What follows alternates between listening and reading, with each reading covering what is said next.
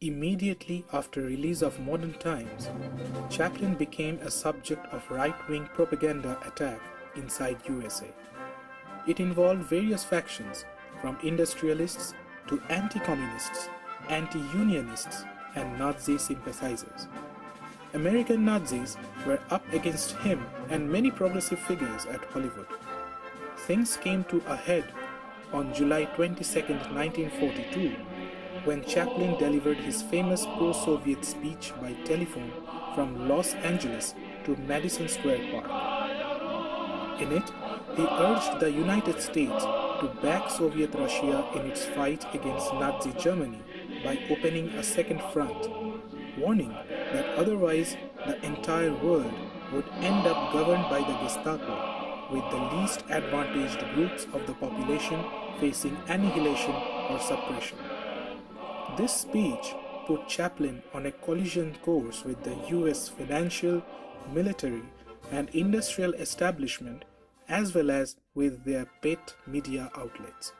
Our unemployment problem was transferred to the United States from foreign lands. And if we had refused admission to the 16,500,000 foreign-born in our midst, there would be no serious unemployment problem to harass us.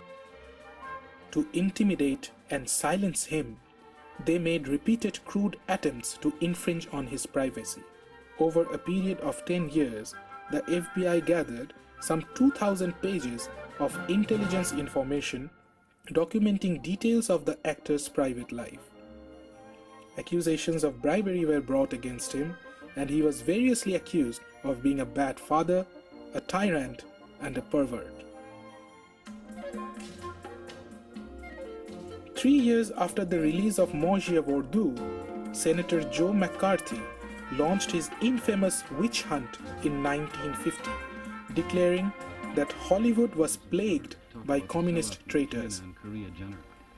This campaign marked the beginning of one of the darkest eras in the history of the US establishment's offensive against the country's artistic and academic elites. Many progressive-minded American artists and intellectuals were put on trial and even sentenced to death, including the scientists Julius and Ethel Rosenberg, who were electrocuted. Among those who, like Chaplin, found themselves on McCarthy's blacklist and faced persecution were Dorothy Parker, Norman Mailer, Lillian Hellman, Aaron Copland, Arthur Miller, Albert Einstein, Marlon Brando, and Frank Lloyd Wright, to give just a few examples.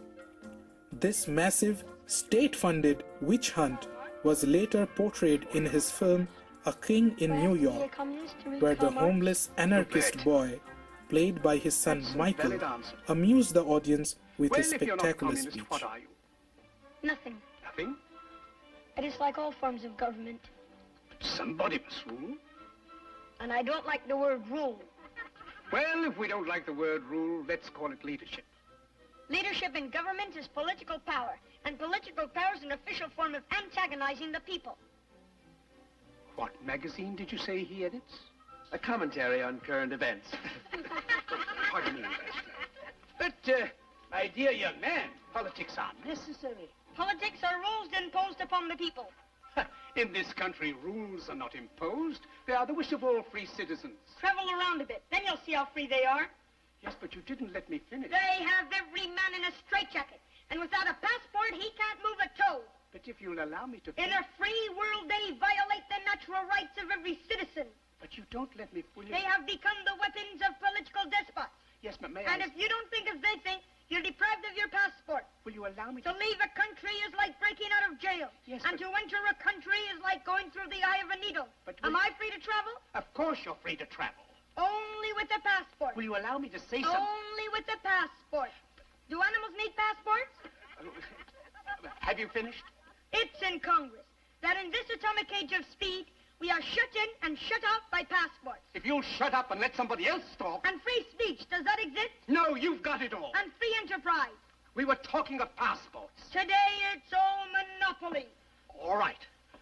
Now will you Can I go into the automobile business and compete with the Auto Trust? If I can get in a word. Not a chance. Can I go into the grocery business and compete with the chain stores? Will you shut up? Not a chance.